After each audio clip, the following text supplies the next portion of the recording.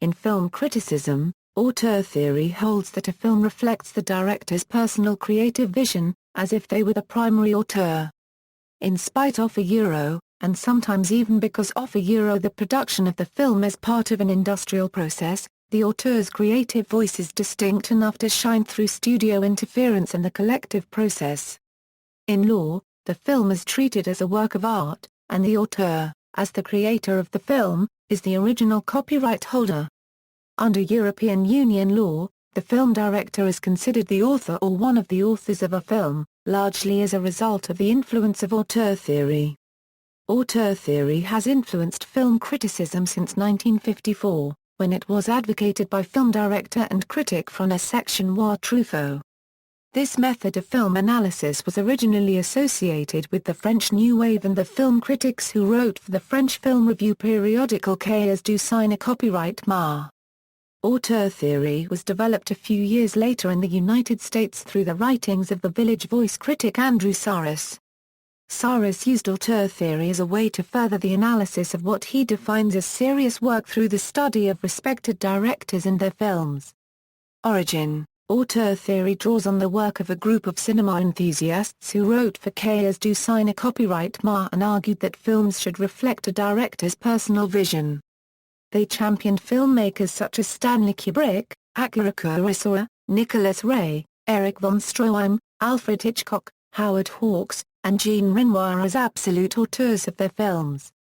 Although Andrew Copyright Bazin, co-founder of the Cahiers, provided a forum for auteurism to flourish, he explained his concern about its excesses in his article on the auteur theory. Another element of auteur theory comes from Alexander Astruc's notion of the karma copyright ra stylo or camera pen, which encourages directors to wield cameras as writers use pens and to guard against the hindrances of traditional storytelling. Truffaut and the members of the Cahiers recognized that movie making was an industrial process. However, they proposed an ideal to strive for, encouraging the director to use the commercial apparatus as a writer uses a pen, and, through the mise en scène, imprint his or her vision in the work. Recognizing the difficulty of reaching this ideal, they valued the work of directors who came close. The definition of an auteur has been debated since the 1940s. Andrew Copyright Bazin and Roger Leonhardt presented the theory that it is the director that brings the film to life and uses the film to express their thoughts and feelings about the subject matter as well as a worldview as an auteur. An auteur can use lighting, camera work, staging and editing to add to their vision.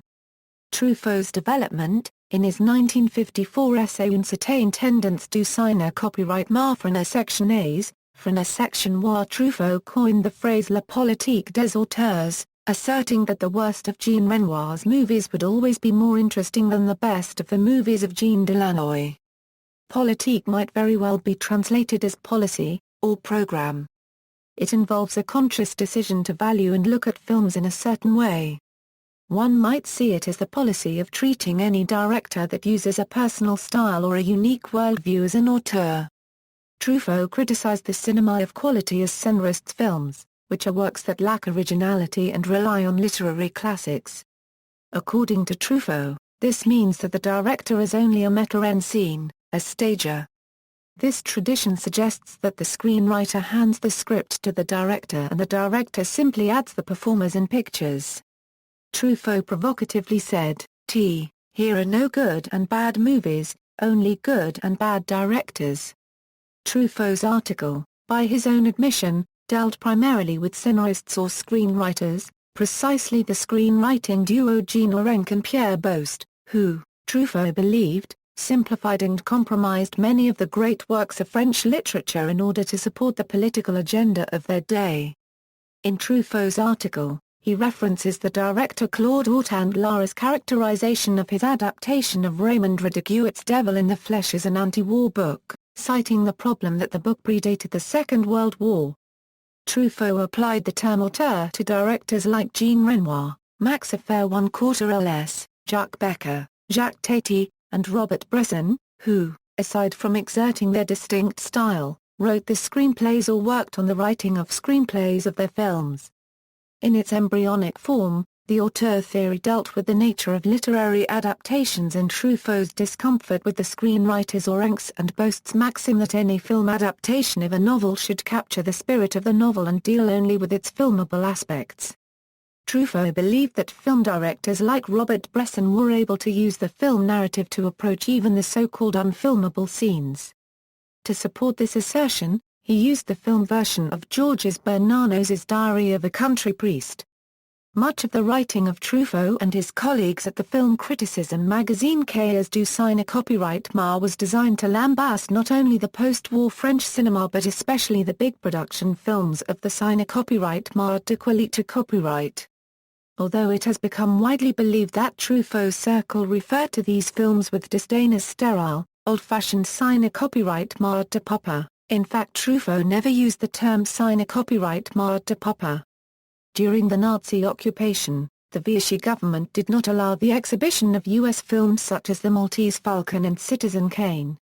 In 1946, when French film critics were finally able to see the 1940s U.S. movies, they were enamored with these films. Truffaut's theory maintains that a good director exerts such a distinctive style or promotes such a consistent theme that his or her influence is unmistakable in the body of his or her work. Truffaut himself was appreciative of directors whose work showed a marked visual style as well as those whose visual style was less pronounced but whose movies reflected a consistent theme. Truffaut made the distinction between auteurs and metteurs en scène, the latter not being described as inferior directors making inherently poor films, just lacking the authorial signature.